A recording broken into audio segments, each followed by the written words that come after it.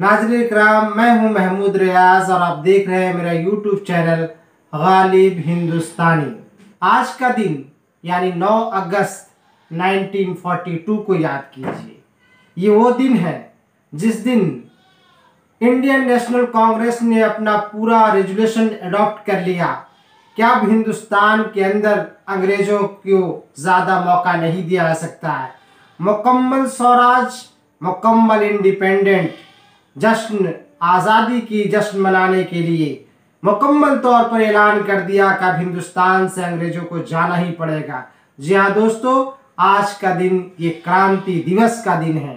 यहाँ 9 अगस्त 1942 ईस्वी को 1942 को क्विट इंडिया मूवमेंट शुरू किया गया और इस मूवमेंट के जरिए पूरे देश के अंदर जो जोश व खरोश देखा गया, किसान हो, तालिब इल्म हो, औरतें हो, मर्द हो या खवातीन, सबों ने इस क्विट इंडिया मूवमेंट का वालिहाना इस्तकबाल किया।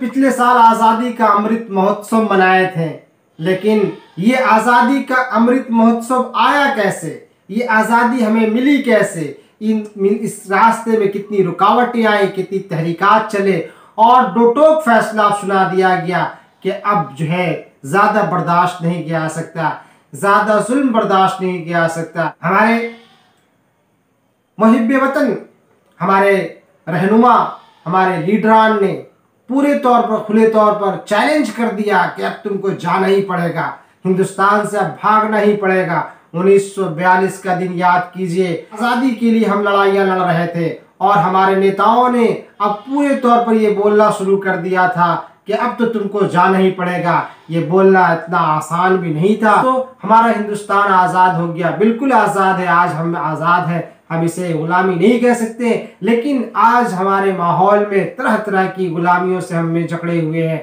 हर 31 years of quit India movement मना रहे हैं। ये बड़ी खुशी की बात है, हमें इस दिन को याद रखना चाहिए। ये दिन हमें इसलिए याद दिलाता है कि हम जब जब हमारे इर्द गिर्द हमारे सांसों पर पहरे बिठाए जाएंगे, जब जब हमारी आज़ादी सल्ब की जाएगी, हम क्विट इंडिया मूवमेंट को नहीं भूल सकते। जब जब हम पर बोलने पर पाबंदी लगा दी जाएगी, जब जब हम पर माशी पाबंदी लगा दी जाएगी, जब जब हमारे मेल मोहब्बत को बंटवारा किया जाएगा, जब जब हम पर जुल्म सितम के पहाड़ तोड़े जाएंगे, हम उस दिन तक हम क्विट इंडिया मूवमेंट का जश्न मनाते रहेंगे, हम उस दिन को याद करते रहेंगे। हम आज, चूँकि हम आज़ाद हिंदुस्तान में रहते हैं, आज़ाद हिंदुस्तान में रहने का मतलब ये होता है कि आज़ादी, आज़ादी और आज़ादी। अंग्रेज़ों का हिंदुस्तान है और नहीं अंग्रेज़ों की गुलामी करने वालों का हिंदुस्तान है। ये किसानों का हिंदुस्तान है, ये नौजवानों का हिंदुस्तान है, ये मुल्क के मर्द का हिंदुस्तान है, मुल्क के खवातीन का हिंदुस्तान है, ये हम सब का हिंदुस्तान है। इस जश्न को मनाते हुए ये अहद करें कि हमें गुलामी से निजात हासिल करने के लिए जब जब ज़रूरत पड़ेगी, हम तब तक क्विट इंडिया मूवमेंट के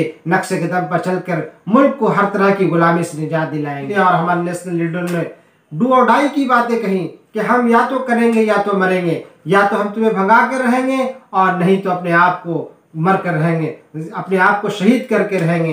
तो आखिरकार जब इस चैलेंज को दिया गया अंग्रेज़ों के सामने, जब ये चैलेंज रखा गया, तो अंग्रेज़ को यहाँ से हिंदुस्तान छोड़कर जाना ही पड़ा। दोस्तों, जुल्म तो जुल्म है, बढ़ता है तो मिट जाता है। तो इसलिए ये क्विट इंडिया मूवमेंट ने ये पूरे तौर पे ऐलान करके बता दिया कि अब गुलामी की जंजीरें हम ज़्यादा दिन तक अपने पाँव में लपेट नहीं सकते थे।